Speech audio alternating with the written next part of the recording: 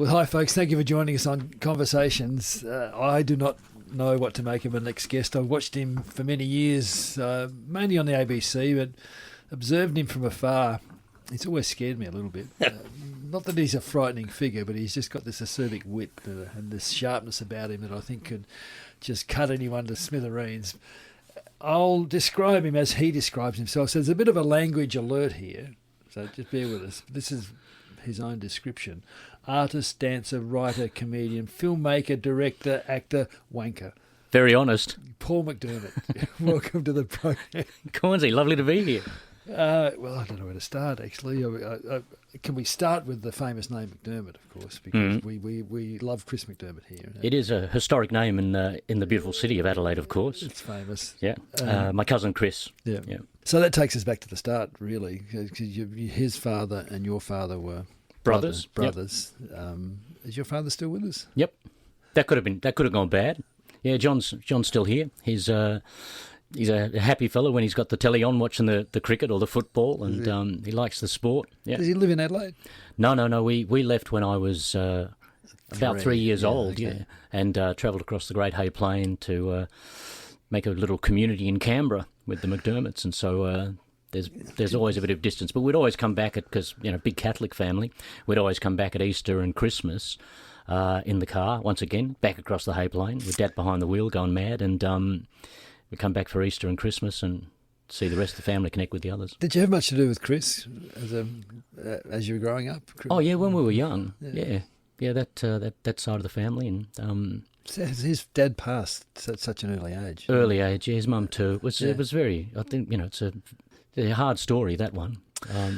But very sad, because we were in Canberra. They were in Adelaide, and there's a big separation. And back in the 60s, it's not like you could just Skype them or FaceTime them or do anything you can do today, So we lost contact with them for a while after that. And I think I was lucky a few years ago because I was the ambassador for the Fringe, which was a great role, and I connected with Chris and Mark and Shane and Greg and other members of the family that stayed in Adelaide. Your early days, your family history, as most people it's fascinating. You come from a big family. Well, there's six kids, but over the years there were menagerie of dogs and cats and budgerigars and goldfish and all sorts of creatures that died under our tender hand. So yeah, it's a big family, and now everyone's brought forth in the family. So there's lots of grandkids, and so that's both a joy and an irritation to my father and mother. There's sadness and tragedy in the early days of your family, is there not? Oh, are you talking about the very early days, the 1840s? And even we'll get to your birth, but that wasn't easy either, was it? Oh, the birth was pretty spectacular, to be honest with you. But yeah, the family first arrived around the 1840s in Adelaide, and settled here. But there was a lot of death around that time, scarlet fever, taking the children and things like that. So it was a hard graft, I think, in the early days of Adelaide. But did your grandparents not meet in a tuberculosis ward? Oh, you're talking about my mother's side of the family. I've been focused on John McDermott's side of the family, with Doreen and Jack. But that was my mum's side of the family, and they did meet in a tuberculosis ward. That's one story. It also happens that they were only 12 houses away from each other when they were both teenagers. So there are other aspects to the story which the great people behind Who Do You Think You Are uncovered, and that was an extraordinary experience for me because Who Do You Think You Are? That was the ABC series where famous people like yourself trace their lineage. And you didn't know these stories. Well, when I was talking about my mother being this incredible altruistic person, I think part of it was because she had such a bizarre childhood, because she was raised by her great aunt, and she didn't realise that she was an orphan until she was 21 when her parents passed away, and she found details in a letter that sort of described her real birth parents. She was unaware of it. I think people in those days had a different way of dealing with it. How old was she when her parents died? Oh, she was about 3, I think. She was very young. And she didn't know? They didn't tell her? No. Did you ever talk to her about that? Did she feel cheated? Oh, yeah. She was very hurt by it. And I think that's why that she formed her own family, because she had a strange upbringing. And it wasn't that she didn't like the people who adopted her, her great aunt and her husband, but they were much older than the other parents around, and there was a bit of distance there. I think it was difficult for Mum, and it was always in the back of her mind that something wasn't right, but she didn't uncover those details until she was 21. At least it was sort of family, wasn't it? Yeah, make a difference. No, still family. It's just I think a bit of a different life, and so much mystery surrounded her birth parents. She didn't even know where they were buried, but the incredible people with Who Do You Think You Are found the graves, and that was I'm getting a bit emotional. That was a great final sort of a closing chapter for Mum, because she could actually stand at the grave where her mother was buried, and found the father's grave as well. And they were only a few feet apart in the cemetery just off. So did your mother never discuss this with you? She didn't know. Oh, she didn't know. She didn't know all the details. She didn't know all these aspects. So the television show revealed this. Yeah, it was incredible. It was an incredible thing for her, and for our whole family to come here to Adelaide to find this grave and make a headstone, because the headstone wasn't there anymore. Oh. So it's only through the records that they found out. Sad little grave next to the rail tracks, and whereabouts? Just the cemetery that's on one of the terraces. West Terrace. West Terrace. Yeah, yeah, the big one. Yeah, the big cemetery. What else did that program reveal? Oh, it revealed many things that I don't know if I want to talk about too much. Yeah, there was a lot of larrikinism on my father's side of the family, the McDermotts. They were a bit of a naughty lot, with the great patriarch of the family ending up in prison a couple of times for fraud and diddling sort of government agencies and so on, and tricking them with finances. He was quite handy, that fella, but he sort of set up the family and and got us all going. Well, Chris has never revealed that side of it to us. Did your dad play footy? Oh, the whole family played footy when we were kids, and Jack, his dad, Jack McDermott, was a coach and a masseuse. He worked with Port Adelaide for years and years and years. Family's intrinsically linked to Port Adelaide. We've never been able to live that down, actually. Chris played for Glenelg, of course. Yeah, but lots of stories about larrikinism and bizarre behaviour and so on. I'm sure if you go back through anyone's family history, there's just going to be moments that you think, well, hey, wait a second, that doesn't seem right. Yeah. Tell us about your folks. What did Mum and Dad do?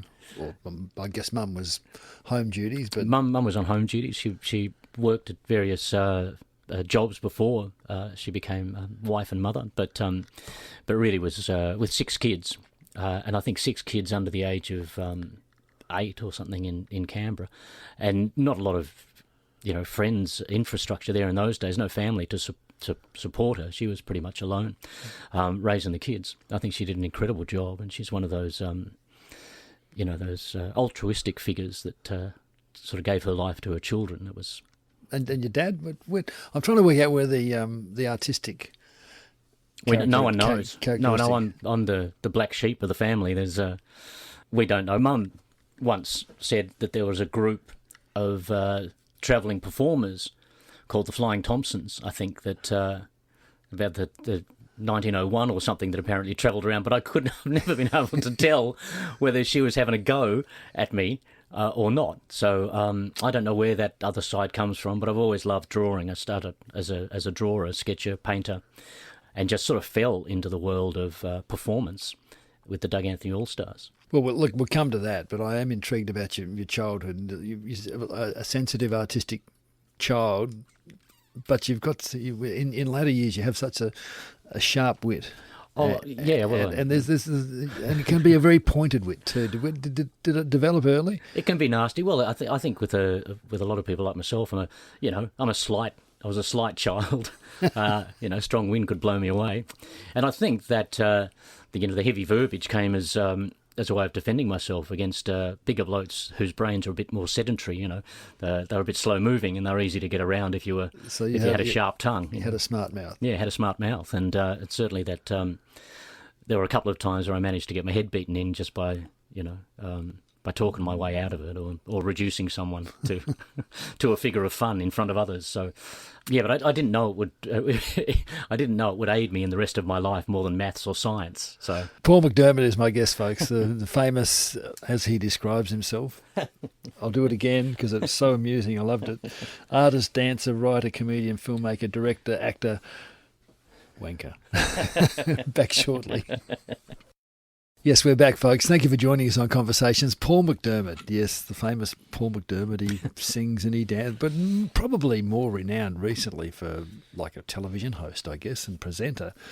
I must say, you're looking so different. That you've got this bushy Ned Kelly beard, and I don't know if Ned Kelly lived long enough to have a beard like this. I've never seen you looking so hirsute. Oh, You have been a scary figure, intimidating figure, and the beard makes it even worse. Well, it's been very bizarre having the beard. It's introduced me to a whole other side of the world that I didn't know existed. A lot of I pass other hairy men, similarly hirsute men on the street, and they will meet my eye. They're the only ones. Everyone else, Looks mothers, away. Children, they look away. No one looks at you when you look like this. Well, it's scary. Honestly, Broderick Smith from the Dingoes, he grew a beard like that a few years ago, and I couldn't believe how it changed his appearance, as it has yours. Yeah. It's got to go, surely. Oh, it's going to go. I was going to clip it off for the fringe, but I was just too busy yesterday, so it's hanging in there. And then today I was going to clip it off, but now I'm here doing this. So if you want to blame someone, blame yourself, Corns. But it is amazing that just by growing this, it alienates a lot of people and upsets a lot of people, and it's very strange, And the number of people that comment on it have words to say. But I got embraced the other day. I was out with the missus and we were having a bit of lunch, and we're walking along this track in Bondi, and this fellow just embraces me and goes, I love it, you must be a rock star, you look brilliant, mate, I wanted to do that, I wanted to grow a beard like that, it's incredible, don't ever get rid of it, it's perfect. It's a hard thing to do. Different reactions. Do you find people don't recognise you anymore? Yes, a lot. Yeah, but that's I like the anonymity of it. I like the anonymity of it. Also, and like I was saying, no one looks twice. If they clock you, they'll look away quickly, and that's interesting. I suppose there's some sort of aspect of or presumption or stereotype that goes along with a beard like this. I think so. So yeah, I grew up when I was just working with the Allstars because I was working with Tim Ferguson, who's in a wheelchair, and Paul Livingston. That's Flacco. Flacco, yeah. With a little funny thing on his head. Well, he didn't have that in our show, but he, just the chrome dome. And I looked like Justin Bieber next to the two of them, and I thought I better do something. To make myself look a bit older. We've jumped too far because I want to go back to this skinny little kid at school who's got a smart mouth, and the journey where you start to busk and perform, and then it takes you to so many places. What aspirations did you have as a student at school? Oh, I just wanted to get the hell out. Mm-hmm. That's all I wanted to do. I mean, I was at Mara's College in Canberra, which is a Catholic school, and was in that film Spotlight, and there's been a lot of controversy about the Catholic Church and its activities. It's nefarious activities. Justified or not? Oh, totally justified. I mean, my school was an evil place. Really? Yeah, it was an evil place. Not everyone sees it. I mean, that's the incredible thing about it. There's only certain people are exposed to it within the school structure, and other people think it's a fine place. It's incredible that people that you pay to take care of your children, and you put your kids at trust risk. in them, and you put your kids at risk with these people, and it's shocking. Were you musical? No, I mean I love singing. I realised at an early age that I had a pretty sweet voice. Mm-hmm. Sweet voice? Yeah, like honey dripping. Sweet voice. Called myself the meadowlark at the age of 7. What are you talking about, Gornsey? Well, sweet voice. Give me an example of that sweet voice.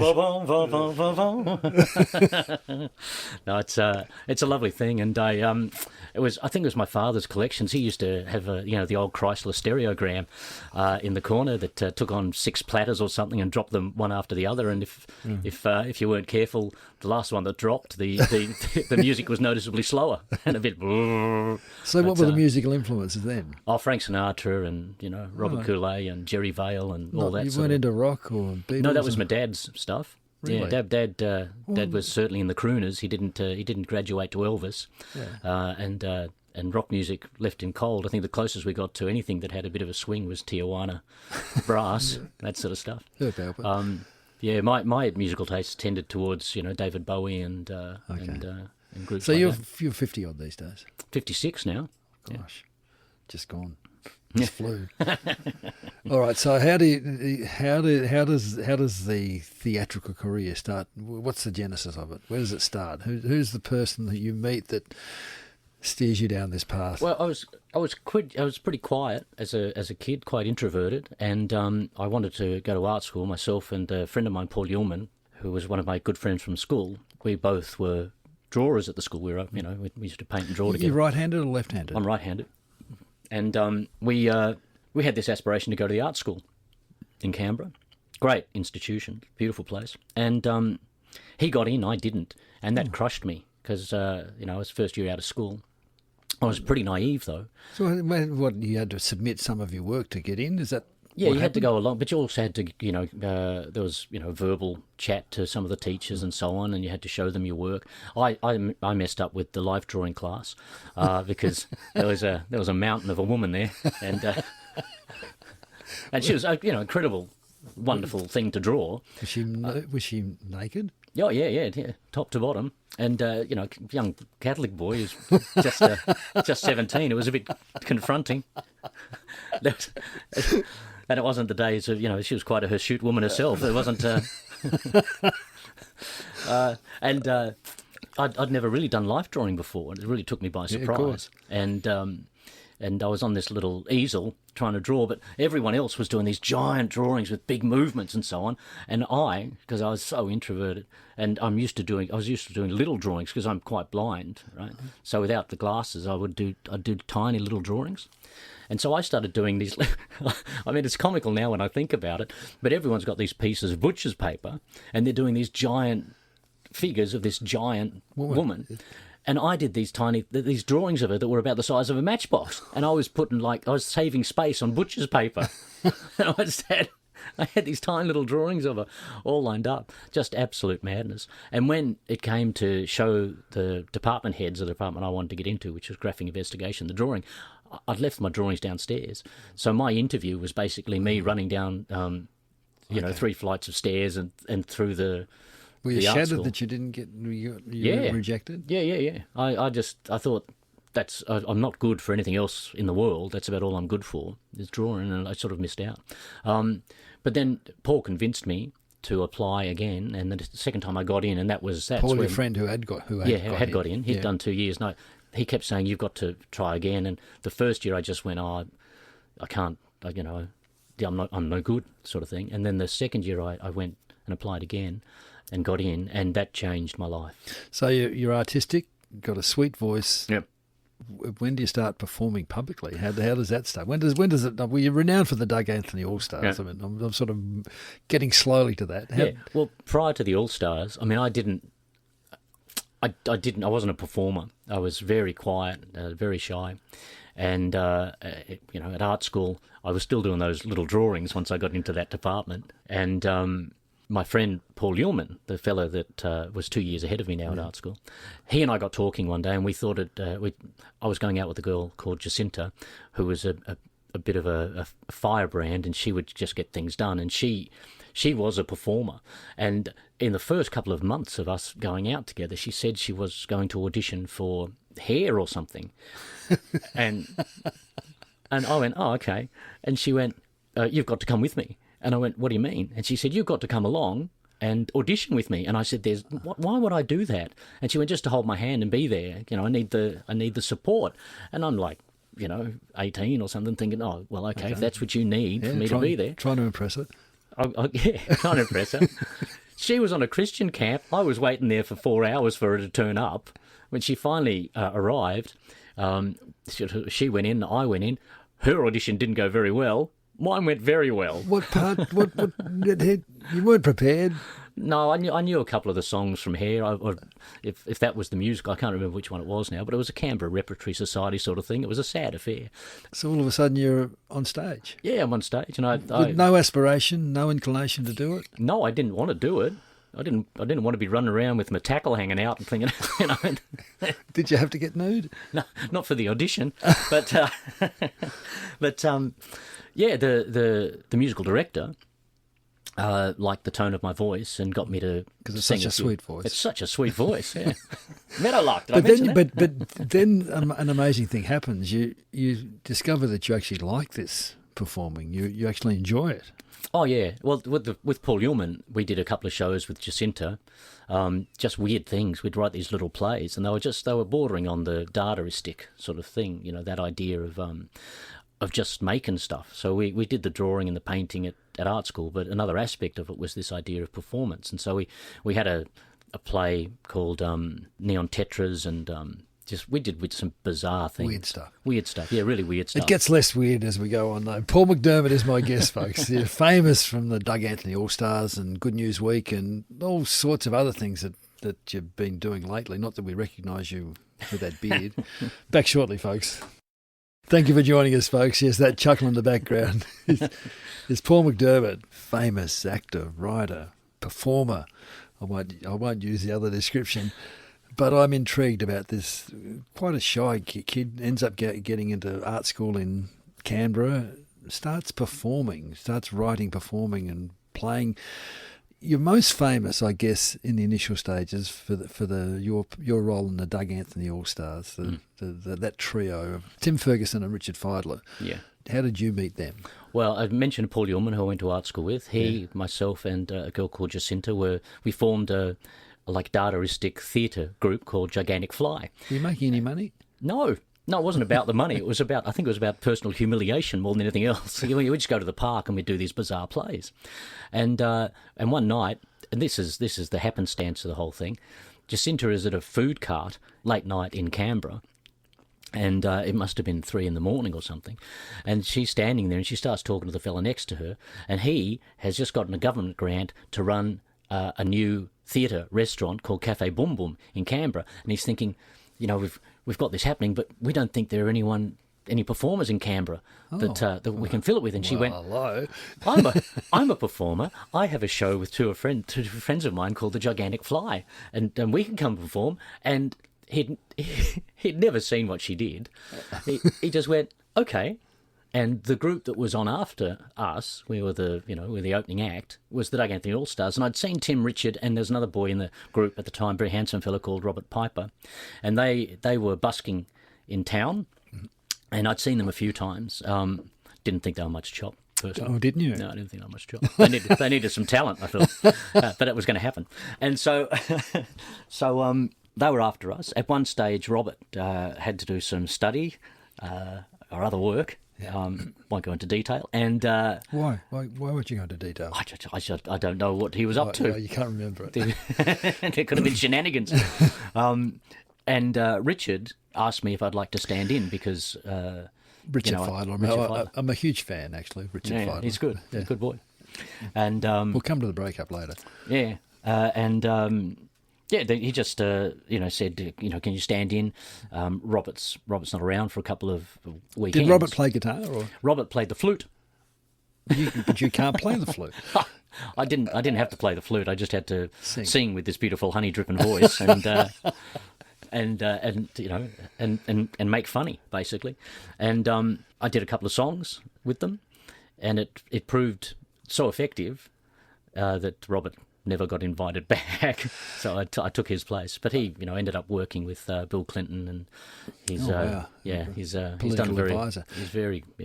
But then I read you were busking in Canberra, and you were saving money from what you earned from busking to go to Edinburgh for the Edinburgh Fringe. Yeah.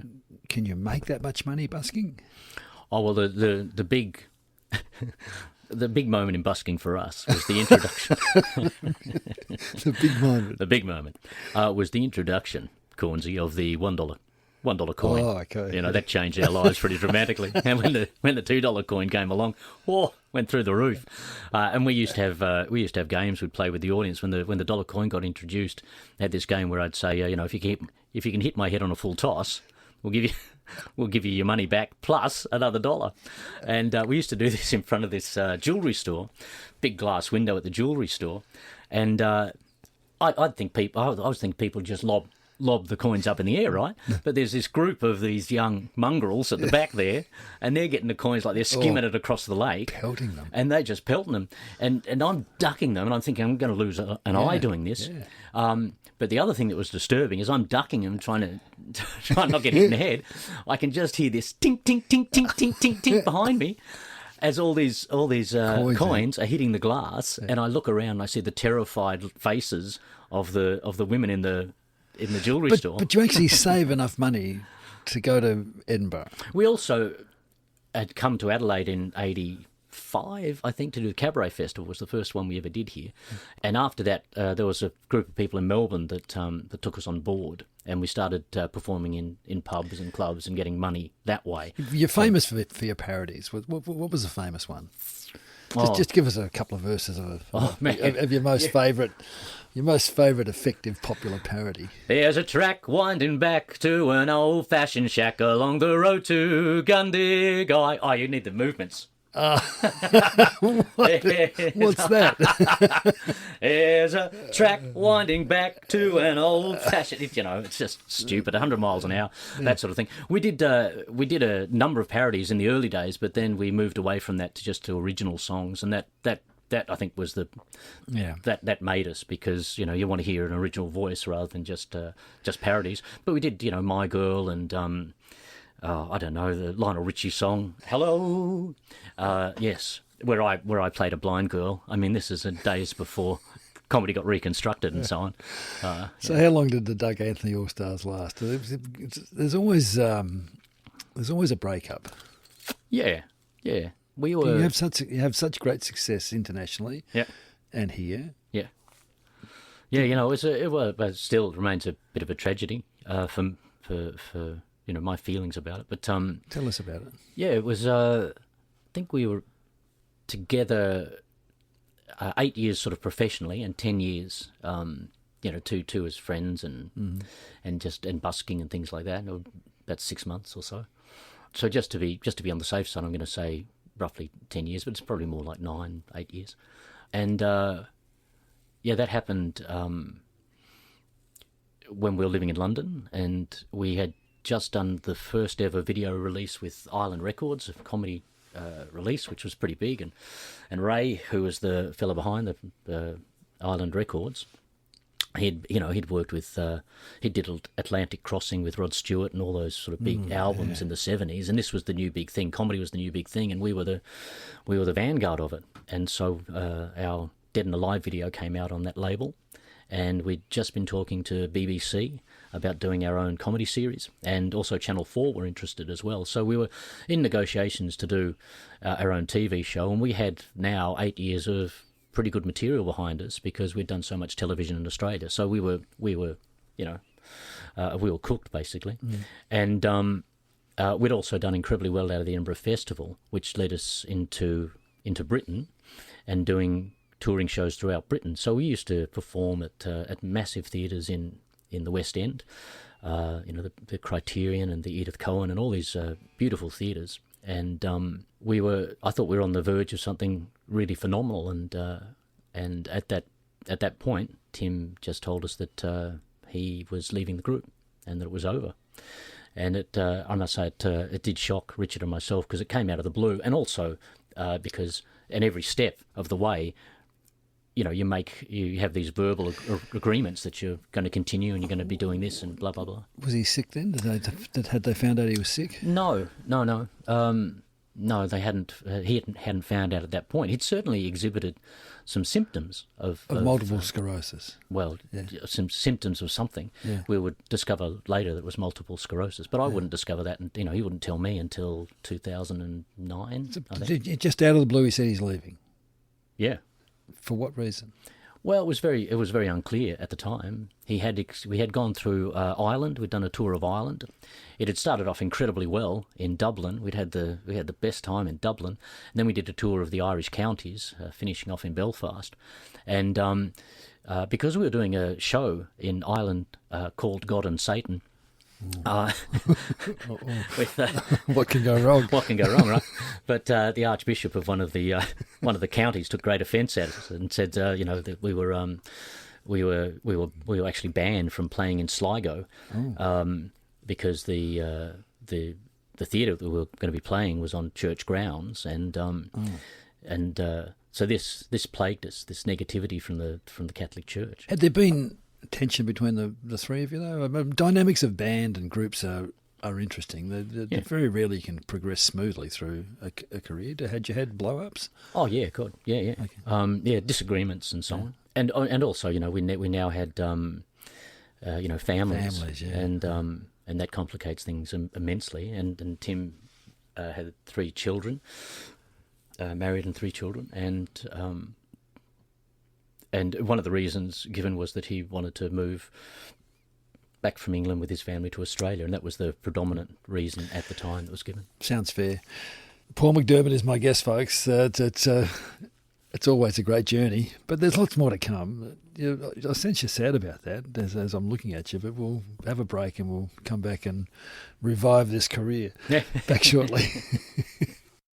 Welcome back, folks. Paul McDermott is my guest, renowned worldwide for his role in the Doug Anthony Allstars, one of 3 very talented young men who plied their wares and their talent around the world. Where'd the name came from? Doug Anthony. Yeah, I think that was Tim. They were called the Doug Anthony Allstars before I joined them. You never asked them? No, I did. And there were 2 names they were kicking around. One was the Doug Anthony Allstars, and one was the Ian Sinclair Undertakers. So you had to be a Canberra person and a bit older to understand the references for both those. Doug Anthony was a Deputy Prime Minister and leader of the National Party, I think, for a while. Yeah. Was it to take the mickey out of him? Did you ever meet Doug Anthony? Well, we did meet him through Andrew Denton at one stage, through a link-up when he was a bit older. But it was the idea of, I think, teaming up Doug Anthony with All-Star was quite funny in Tim's mind, because he was a bit of a colourless character, but great fella. I mean, he ran the country out of a caravan on a beach in far north Queensland, so it's pretty good. But anyway, you're in London. You're famous. You're on the verge of great things, and one of your members decide. Yeah, Timmy decided to pull the plug. Ferguson decides to go home. Yeah. What did you do? Oh, it was pretty desperate times. We tried to convince him that was there an option? Could we tour occasionally? We could come back to Britain. We could do it. We could do 6 months in Australia, 6 months in Britain. We could do, 2 months in Britain. We tried all these different permutations. Well, had he made enough money to retire? We'd made a fair whack, but it eats it up when you're abroad, just rent and all that sort of stuff, travel. No, it really came as a shock. It didn't sort of make a lot of sense, and I still don't really understand it. That's amazing. But he did have the MS, and there were certainly symptoms of it at the time that were. Okay. But he didn't talk about that at the time. It wasn't an issue at the time. We just thought he was stressed and other weird things were happening. It wasn't. I mean, so we broke up in '94, and I didn't learn about the MS until 2009, I think. 15 years. Yeah. Gosh. So what do? You come back to Australia, and you've got to pick up your pieces as a sole performer. You start to make your way as a host. Well, I didn't have. I didn't, like Richard, I think both of us felt pretty lost because we didn't think we had many prospects. And Tim came back and very quickly got into 2 different programs on telly. And so he was well on his way before even got back to Australia. Were you envious of that? No, because I didn't want to perform anymore. I thought I'd done my stint as a sort of writer-performer in the All-Stars, and I was more interested in getting back into art. I just wanted to start painting again, doing installations and various things. And I was just wondering what I would do and what my next step would be. And the fellow that picked us up for the big gig and also did Das Capital with us, Ted Robinson, who is he's a great director and fundamental to the Australian comedy scene, and he was a big supporter of mine. And when I came back to Australia, he got in contact with me and said, "Look, I want you to come and do some debates." And I said, "No, I'm not interested, Ted." And he said, "It would be a great loss if you don't do it." And then he said some other things, and he eventually convinced me to do these debates. Those like the Melbourne comedy debates. Mm-hmm. And I eventually sort of, said, yeah, well, okay, Dad, if you want to do it. And they worked out quite well, and that set me on a path to becoming a host, and we started having discussions about what could be the vehicle, and that vehicle was Good News Week. And at the time, we were talking about me being a team captain, that Mikey or Julie McCrossan eventually filled those roles. Robbins. Yeah, Mikey Robbins. Yeah. And or the host, and I sort of thought, well, maybe I might try a crack at being the host. And it was a good decision. I mean, I love that show, and the amount of material that we went through over those years, and having that voice to be able to make comment about things that were happening in the world, particularly political situations in Australia, was an incredibly wonderful gift to give to me. And I love those years. I've never known you. I've observed you, and you can be quite cutting with your. I'm seeing a different person now as I'm talking to you. There's no doubt about it. I'm seeing a happier, more open person rather than the cutting. Well, I'm a performer. Of course. I mean, and we only see facets. So that's a big act, is it? Well, it's not a big act. It's it's one aspect of my personality which I expand upon, when I'm performing. But yeah, there's other aspects to me, other emotions that I have, not just rage and anger and snideness, Snideness. I wasn't going to say that. You do actually perform again as the Doug Anthony Allstars. Yep. That didn't end well either. Oh no, I don't know where that is at the moment. We had 4 years. Flacco, Paul Livingston, old mate of mine, played guitar in place of Richard. Richard didn't want to, and why would you? Didn't want to come back into that world again. But Tim has the MS pretty bad at this time. The ABC decided to release a series we did with them called Das Capital, and as part of the release of it, they asked us to get back together and do a bit of a promo during the Melbourne Comedy Festival, which we do with Ted Robinson, who I mentioned before, because he directed and produced those shows. So this is the first time I think we've performed for a while. We did a couple of songs, and the weird thing is the Melbourne Town Hall sold out in about, I don't know, it was a couple of hours. It sold out the whole thing, and the love that was in the room for us was just phenomenal. I don't think I've ever experienced anything like that. And when you're young, the fawning sort of adulation of people that you don't really give two hoots about doesn't mean much. But over time, I think you have a different appreciation for it. And it was quite arresting, emotionally. And we were signing for about... So you never struck me as an emotional person, but I detect that I detect very, very much you are. Yeah, we've only just met, Cornsey. Dimensions, facets. You got to be open. But yeah, it was quite touching. And when people came by the table where Tim and myself and Richard were signing, they would often give stories about how, they were at an age where they couldn't see us because they were too young, and they felt they missed out on seeing us, and they couldn't believe we'd come back together. And even though it was, every person had a story they wanted to tell about, them making our outfits, for instance, when they were at school, or collecting images of us from magazines, or bringing scrapbooks that they'd put together of us. And it was. I wasn't aware of that effect the Allstars had on that number of people, and there were people of all different ages. There were kids that had only seen us through, YouTube. There were kids that had been indoctrinated into our comedy by their parents, and there were everyone from 10-year-olds to 80-year-olds that came through to get things signed, and it was incredibly powerful. But we still see you on our television screens. You're still performing. You're here in Adelaide at the moment. In the Spiegel tent. In the Fortuna tent, yeah. In the Garden of Unearthly Delight. 7 o'clock, ladies and gentlemen. It's a corker of a show. Myself and Stephen Gates, the magnificent youth from Tripod, singing songs and... I saw the promo for that. Doing a bit of banter. Doing songs of beauty and uplifting prattle and moments of self-deprecating wonder. Yeah, that's us. That's us all over. No, yeah, it's been great. Always loved the Fringe, and it's been great working with Gates. He's just wonderful. And the thing that brought us together is a friend of ours, Neria, beautiful girl. She passed away a number of years ago, and she was part of the comedy fraternity. Used to organise these nights called Spinning Wheel, and they'd have different acts on.